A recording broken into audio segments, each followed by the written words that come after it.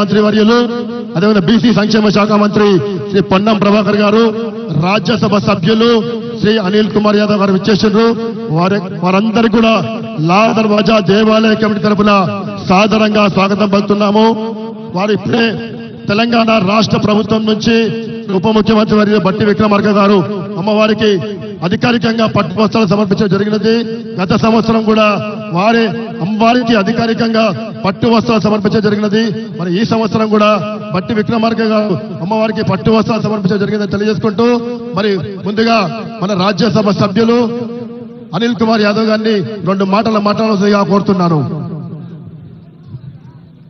बोलो सिंहवाहिनी महाकाली माता की, बोलो सिंहवाहिनी महाकाली माता की. ప్రతి సంవత్సరం లాగా ఈ సంవత్సరం కూడా ఎంతో వైభవంగా ఎంతో ఇష్టంగా చేసుకునే మన బోనాల పండుగ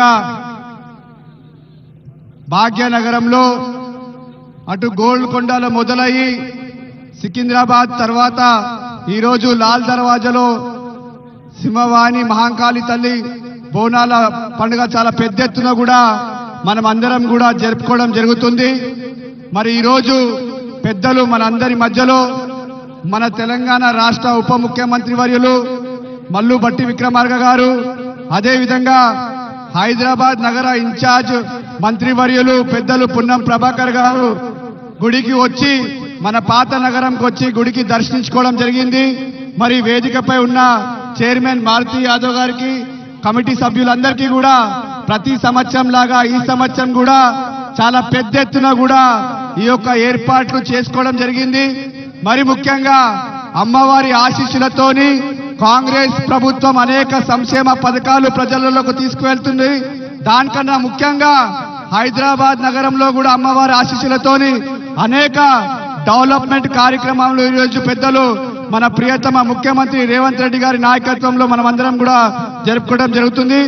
మనందరికీ కూడా అందరూ ముఖ్యంగా ఇక్కడికి వచ్చేసిన భక్తులందరికీ కూడా బోనాల పండుగ శుభాకాంక్షలు తెలియజేస్తూ, మరి ముఖ్యంగా పోలీస్ సోదరులకు, మీడియా మిత్రులందరికీ కూడా బోనాల పండుగ శుభాకాంక్షలు తెలియజేస్తున్నాను. మన అనిల్ కుమార్ గారు ఇప్పుడు రాష్ట్ర బీసీ సంక్షేమ శాఖ మంత్రులు అదేవిధంగా హైదరాబాద్ జిల్లా ఇన్ఛార్జ్ మంత్రి శ్రీ పొన్నం ప్రభాకర్ గారిని మాట్లాడవలసిందిగా